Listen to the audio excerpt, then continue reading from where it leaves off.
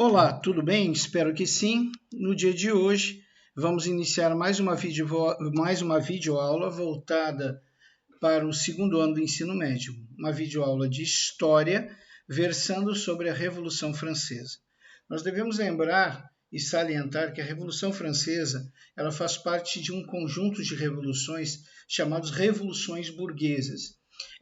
Esse conjunto de revoluções tem esse nome porque é o conjunto de revoluções que irá conduzir a classe burguesa ao poder.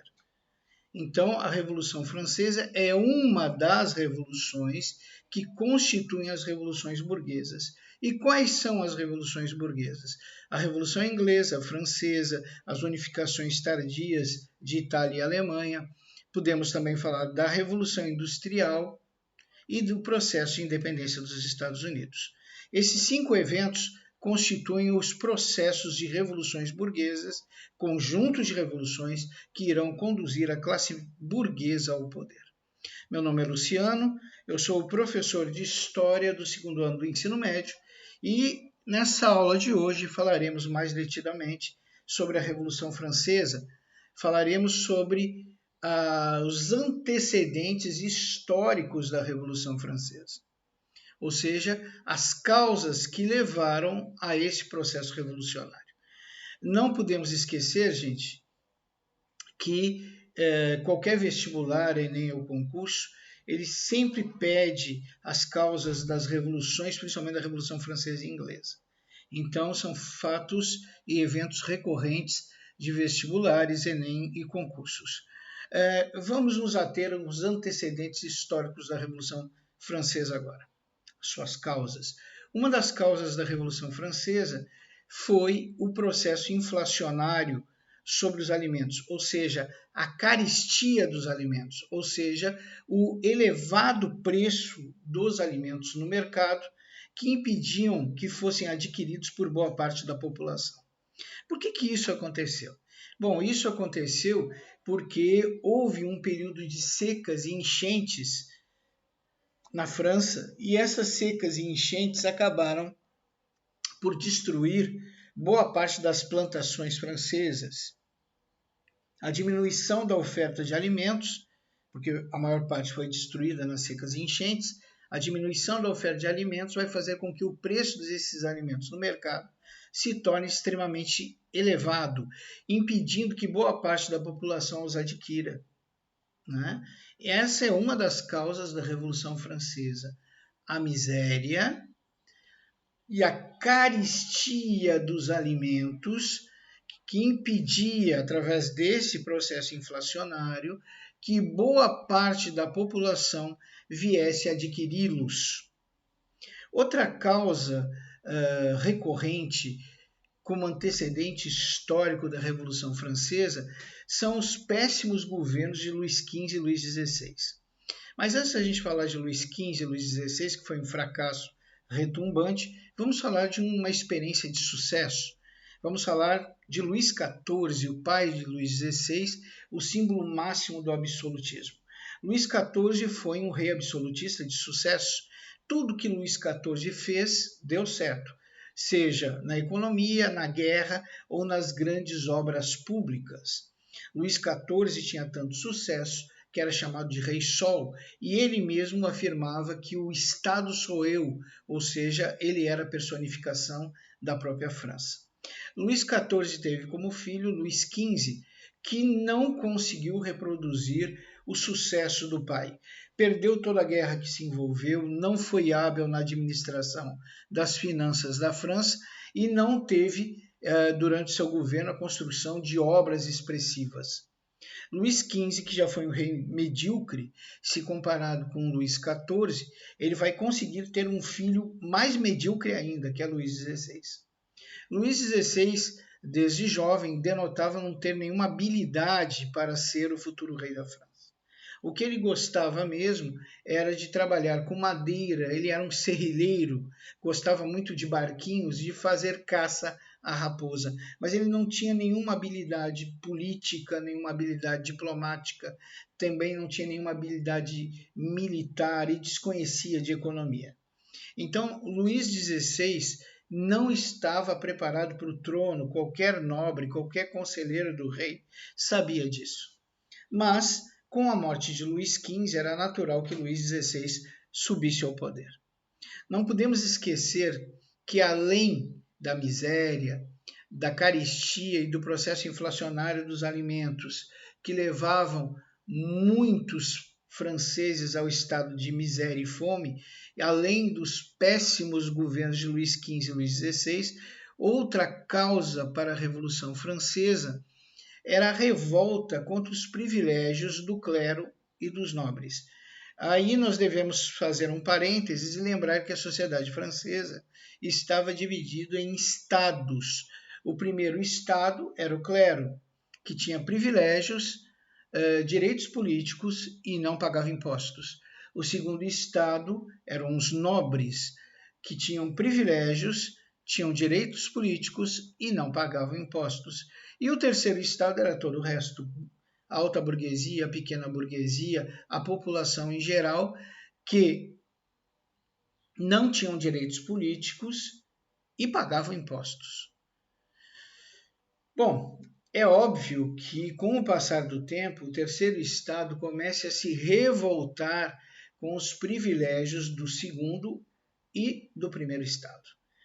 Então, essa revolta com os privilégios do clero e dos nobres também se acentua através da situação de miséria que vive a França.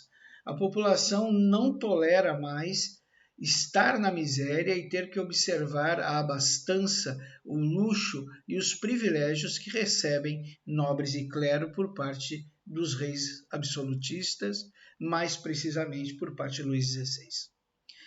Bom, como tudo que está ruim pode piorar, nós vamos ver que Luís XVI ele também vai se meter em um conflito externo, que é o processo de independência dos Estados Unidos. Os Estados Unidos, as 13 colônias inglesas lá na América do Norte, decidem entrar numa guerra por sua independência e a França apoia os revoltosos contra a Inglaterra. A Inglaterra, que é o rival histórico da França. A França pensava que desta forma poderia, após a derrota dos ingleses, administrar as terras e colônias da América do Norte, ou seja, sairiam os ingleses, entraria a França aliada dos colonos ingleses que formaram as 13 colônias e a França teria privilégio junto a estes, pois os auxiliou no seu processo de independência, lutando contra a Inglaterra. Só que os colonos conseguem seu processo de independência, dão muito obrigado para a França e não lhes concedem absolutamente nada. Uma guerra é um processo muito caro, gente. E se a França já estava passando por sérios problemas econômicos, depois de sua participação na guerra de independência dos Estados Unidos, essa situação econômica se agravou cada vez mais. Então, a guerra de independência dos Estados Unidos, mais precisamente a participação da França nesta guerra por independência dos Estados Unidos, é uma das causas da Revolução Francesa, porque ela vai agravar a situação econômica. Outra causa da Revolução Francesa são as novas filosofias, as filosofias libertárias, as filosofias liberais. O exemplo é o Iluminismo, que combatia os reis absolutistas e combatia a Igreja. Então, o Iluminismo e sua filosofia liberal e suas filosofias libertárias e sua oposição crescente aos reis absolutistas e o clero também será uma das causas da Revolução Francesa. A miséria, a fome levam o povo francês ao desespero e esse desespero faz com que por toda a França comecem a surgir convulsões internas. O que é isso? A população faminta começa a saquear as igrejas, os comércios, a casa dos nobres e por aí vai em busca de alimento, sustento ou mesmo algumas moedas de ouro e prata. Então, essas convulsões internas, essas pequenas desordens internas se espalham por toda a França e enfraquecem o país enfraquecem a autoridade real e, acima de tudo, conduzem a França a um processo maior, de convulsão maior ainda, que será a Revolução Francesa. A França enfraquecida se torna alvo de possíveis invasões externas, tanto da Áustria, da Prússia e até mesmo da Inglaterra, rival histórico dos franceses. Então, essa possibilidade de invasões externas e a inabilidade de Luís XVI em tratar com isso, caso ocorra, será uma das causas da Revolução Francesa também. Os Estados Nacionais. Nós já falamos que a sociedade francesa estava dividida em Estados Nacionais, pois essa forma estamental que se baseava a sociedade francesa, tão hierarquizada, tão bem dividida, com privilégios tão bem dispostos, né? E com tão baixa mobilidade social, também será uma das causas da Revolução Francesa. A não possibilidade de ascender socialmente, a não possibilidade de ver a luz do fim do túnel e ver que haveria, mesmo que de maneira remota, a possibilidade de se ascender a uma classe social e a uma vida melhor, será uma das causas da Revolução Francesa. Ou seja, a quase imobilidade social dos Estados Nacionais franceses será uma das causas da Revolução Francesa. E outro fator serão os elevados tributos, os impostos que eram cobrados sobre o terceiro Estado, que arcava com os luxos e privilégios do clero e dos nobres e não tinha direito algum. Bom, nós vimos aí, estamos vendo os antecedentes históricos da Revolução Francesa. Vamos nos ater mais nessa divisão da sociedade. Então, como nós falamos, a sociedade francesa era estamental, ou seja, ela era dividida em estamentos, em classes sociais. Então, haviam 3 estados ou ordens, como vocês queiram chamar, praticamente sem mobilidade social, e que mantinham privilégios de nascimento da nobreza, ou seja, os famosos privilégios sanguíneos, nasce nobre, morre nobre, e por aí vai.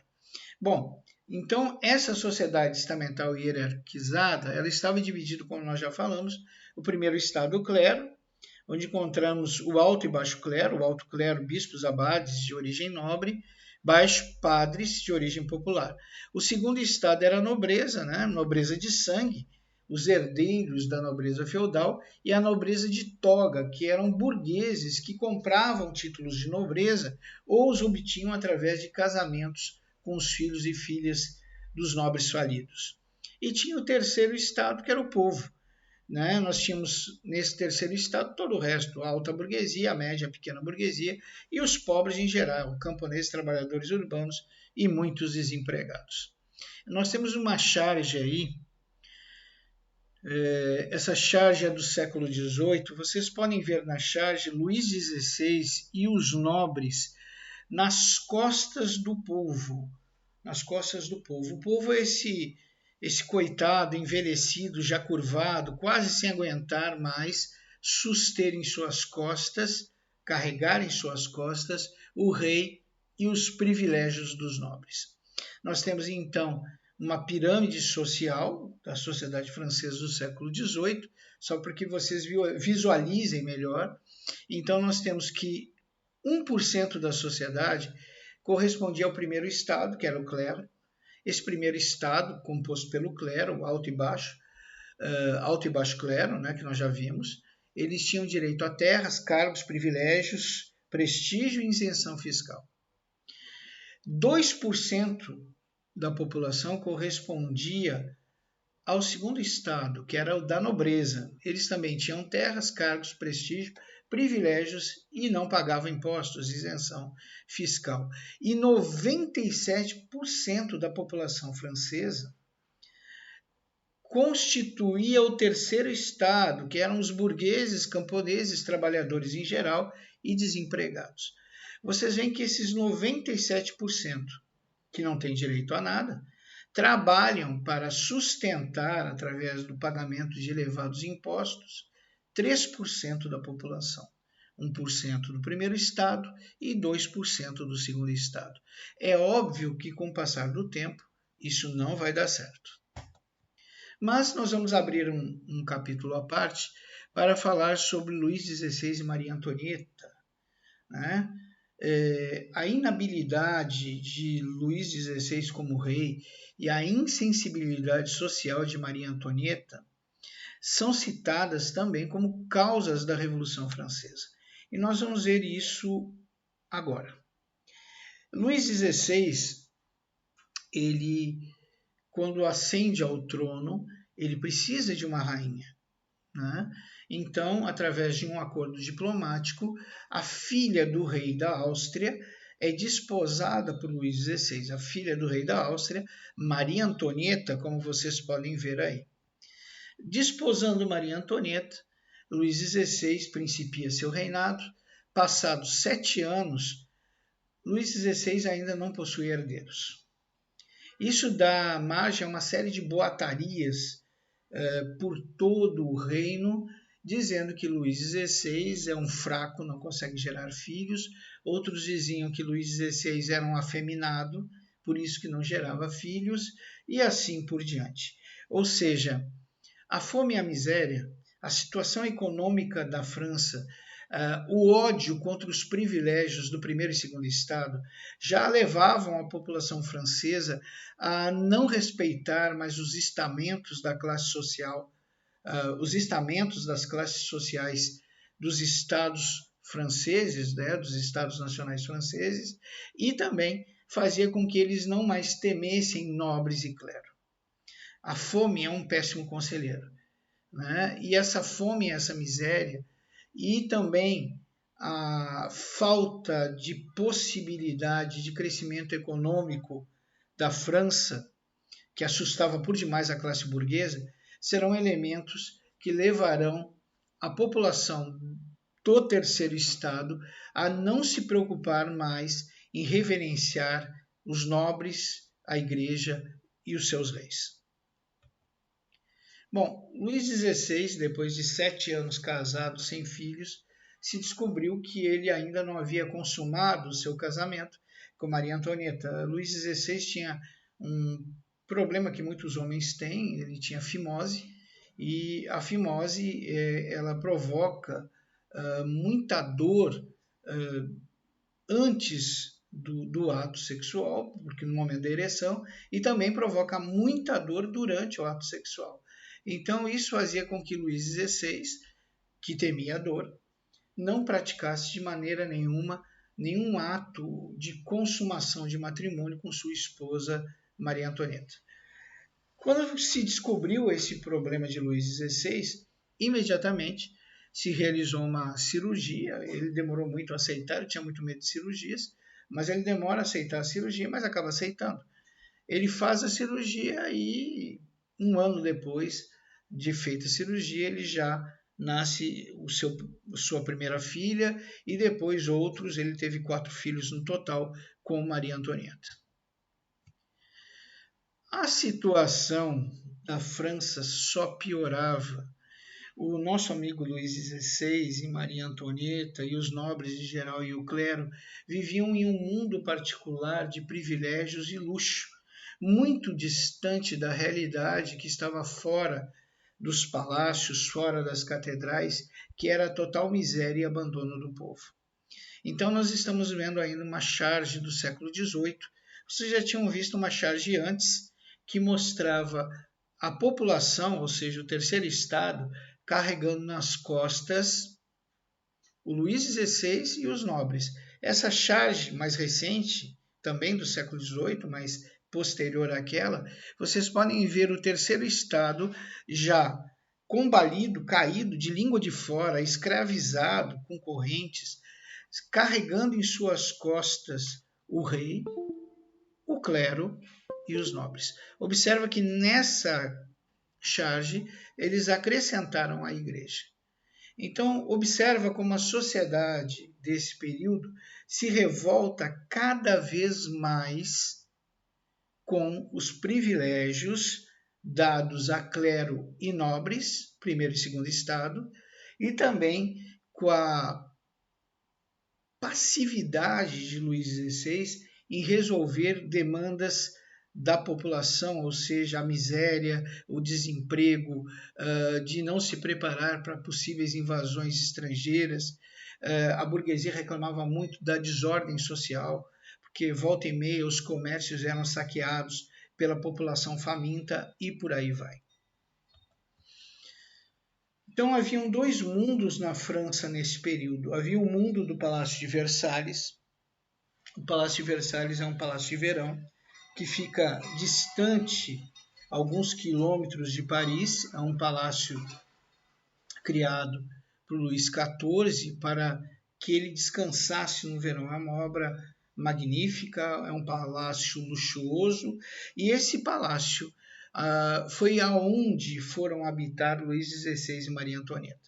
Esse fato desagrada a população, ou seja, eles deixam Paris, a capital francesa, deixam o Palácio das Tulherias, símbolo do governo francês, e vão morar ou passar a maior parte do tempo, Luís XVI e Maria Antonieta, lá no Palácio de Versalhes. É como se o presidente do nosso país ou os congressistas abandonassem Brasília e fossem curtir nas praias, nas serras, e Brasília ficasse abandonada. E, ao mesmo tempo, a população necessitando de decisões políticas para resolver suas demandas, para resolver a miséria, para resolver a carestia dos alimentos e por aí vai. Então, nós vemos agora um Luís XVI e Maria Antonieta que simplesmente passam a maior parte do tempo no Palácio de Verão, curtindo, vamos usar uma palavra bem moderna, festas com nobres, visitas do clero. Essas festas duravam vários dias e o que se consumia nessas festas daria para alimentar um terço da população quase, porque se consumiam verdadeiras fortunas nessas festas.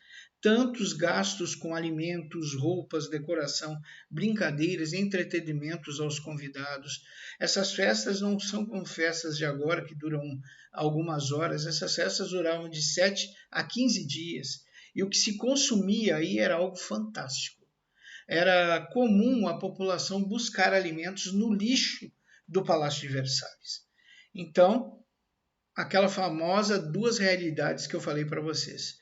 Tem a realidade dos palácios e das catedrais e tem a triste realidade da parte externa a esses palácios e catedrais.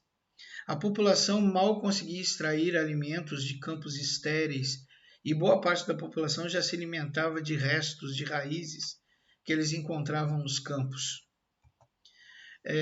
Nesse período, aliás, até antes desse período, na Guerra Franco-Prussiana também isso aconteceu, se tornou comum a venda de carne de gato, cachorro e rato para a população empobrecida. A população empobrecida que não podia mais comprar carne ou aves para se alimentar, que não tinha dinheiro nem para comprar seu abastecimento nas feiras, né? Já que a carestia dos alimentos estava muito alta, começou a consumir a carne de cachorros, de cães, né? De gatos e de ratos.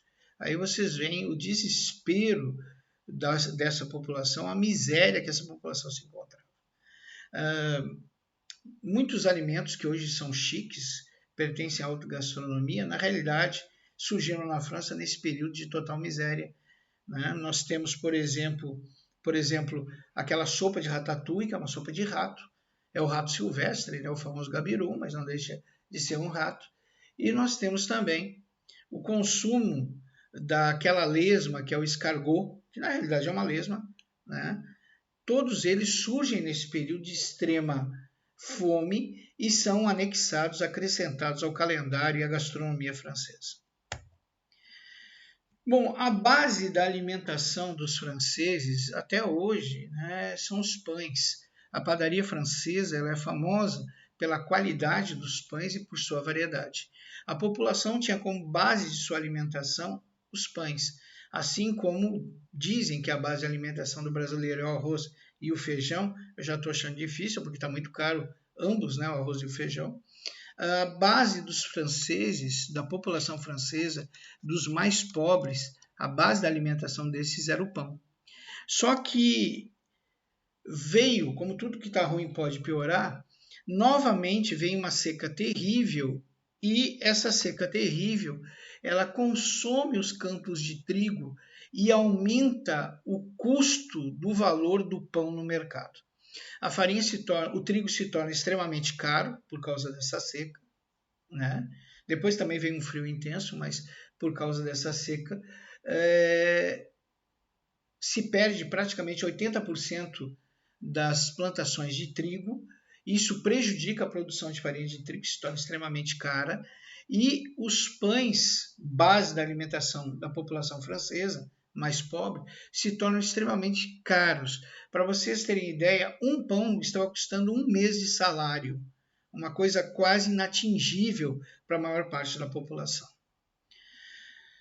A fome se instaura e cresce em solo francês. A fome chega a tal ponto que as crianças imploram para as mães por pão. Não existe nada mais terrível para um pai e para uma mãe que ver o seu filho implorar por comida ou dizer que está em intensa fome. E isso acontece. Próximo do Palácio de Versalhes havia um porto, onde a população tentava buscar restos de peixe, e muitas mulheres ganhavam alguns tostões ou restos de peixe limpando peixe para os pescadores. Esse porto ficava próximo do Palácio de Versalhes. Quando as mulheres que aí trabalham percebem que seu trabalho já não consegue mais alimentar os seus filhos, que clamam por pão, elas vão realizar a famosa marcha em direção ao Palácio de Versalhes.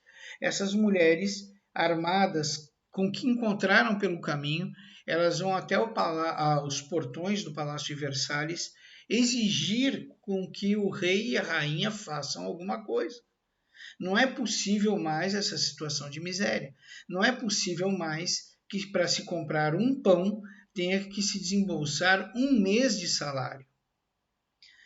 Chegando às portas do palácio, essa população não será recebida nem pela rainha, muito menos pelo rei. Na realidade, eles gritam pela rainha por acreditar que ela, como mãe, compreenderá mais facilmente essas mulheres desesperadas que buscam por pão para os seus filhos. No entanto, a rainha não aparece, não as recebe, não dá nenhuma solução. E para piorar isso, para a revolta aumentar, surge um boato no meio da multidão que foi comunicado à rainha que as mulheres do povo estavam lá clamando por pão para os seus filhos, porque elas não tinham pão para dar aos seus filhos. E esse boato diz que quando Maria Antonieta ouviu isso, ela disse: mande essas mulheres embora, porque se não tem pão, elas que comam brioche. Né? Brioche, gente, é um pãozinho bem mais caro que o pão comum, né? Então, é como se Maria Antonieta não entendesse a gravidade da situação. É como se ela visse essas mulheres fazendo toda essa algazarra, fazendo toda essa movimentação para conseguir um determinado tipo de pão ao gosto delas. Que elas fossem comer outro tipo de pão, brioche ou bolo, qualquer coisa assim, e fossem embora e não enchessem mais a paciência da rainha. Na realidade, muitos historiadores dizem que, coitada da Maria Antonieta, nunca chegou a falar isso. Na realidade, ela mal sabia que a população estava lá, às portas do Palácio de Versalhes, gritando por pão. O que acontece é que essa população vai encontrar um portão mal guarnecido e eles vão invadir o palácio, pegando a guarda do Palácio de Verão de surpresa. Eles vão matar esses guardas, vão decapitar muitos desses guardas, e essas mulheres, com ódio, começam a gritar que elas querem matar a Maria Antonieta. Uma grita: quero sua cabeça, outra: quero seus braços, outra: quero arrancar suas tripas, e por aí vai. Maria Antonieta, em pânico, foge com seus filhos para o quarto de Luís XVI. E lá eles se trancam, protegidos pelos últimos serviçais que lhes restam no palácio. A situação se torna extremamente tensa. É questão de tempo para que a turba, para que essas mulheres revoltosas invadam o quarto de Luís XVI e, do jeito que está, venham a matar a família real. A situação está muito grave. Eis que surge a figura de Lafayette, o Marquês de Lafayette, pessoa de confiança de Luís XVI, e também que controlava as forças de segurança de Luís XVI.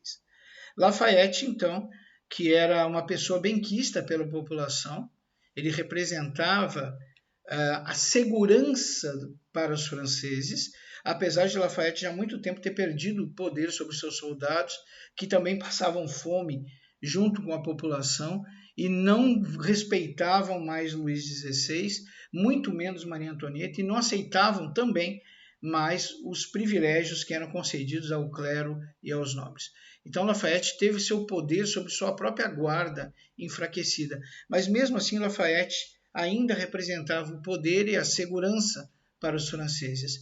Lafayette controla diplomaticamente a turba e Lafayette consegue, com o auxílio de alguns soldados que ainda o obedecem, levar a turba para fora do palácio. Lafayette convence a esses revoltosos, que tanto Maria Antonieta quanto Luís XVI nem sabiam que eles estavam lá, só souberam depois que houve a invasão, e que eles agora surgirão para receber as demandas do povo, os pedidos do povo, que é a função de um rei e de uma rainha, servir o seu povo. Então, eles vão ser levados até uma determinada área do palácio, e lá, tanto o rei quanto a rainha reverenciam o seu povo. Lafayette pede que eles façam um gesto de reverência ao povo, que representaria submissão ao povo, desejo de obedecer às demandas do povo. O povo, então, mediante esse gesto, começa a gritar: salve o rei, salve a rainha. Mas mesmo assim, a população quer que Luís XVI e Maria Antonieta, sua rainha, deem um jeito na miséria, deem um jeito nessa situação que o povo está acometido de fome, de desemprego, de miséria absoluta. E essa população enfurecida arranca o rei e a rainha do Palácio de Versalhes e os conduz de volta ao Palácio das Tuileries, em Paris, centro do poder político francês. Como se dissessem: olha, tu vai ficar aqui para trabalhar, para reverter essa situação de miséria e fome a qual a população francesa está acometida. Ou seja, Luís XVI vai ser levado numa procissão macabra por esses revoltosos até Paris e vai ser despejado junto com Maria Antonieta nas portas do Palácio da Tuileries, e essa população revoltosa que o levou vai ficar um bom tempo às portas do palácio para garantir que ele não vai sair de lá. Muitos historiadores dizem que esses revoltosos, esses populares revoltosos, quando levaram o rei e a rainha de volta a Paris para trabalhar para o povo, lá no Palácio das Tuileries, eles levavam nas pontas das foices, das lanças, das espadas, cabeças dos soldados que eles decapitaram.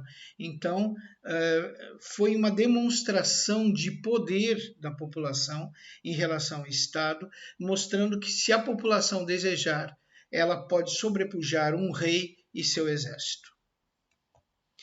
Nós vamos agora que Luís XVI tem a perfeita noção que ele, sua esposa e sua família se tornaram prisioneiros do Palácio das Tuileries, prisioneiros em Paris. E que agora o seu poder e sua permanência no poder estão seriamente ameaçados. Mas essa parte da Revolução Francesa nós iremos conversar na próxima aula. Eu peço a vocês que revejam essa videoaula quantas vezes for necessário, que compreendam as causas que levaram ao processo de Revolução Francesa. Peço também que pausem o vídeo quantas vezes quiserem para proceder a anotações que julguem necessárias e procedentes nesta videoaula. Peço também, caso existam dúvidas, enviem essas dúvidas pelo módulo de dúvidas que vocês encontram dentro da sala de aula virtual quando vocês clicam ali em aulas de hoje. Ok? Muito obrigado a atenção de todos e peço a Deus que abençoe vocês e vossas famílias. Até a próxima.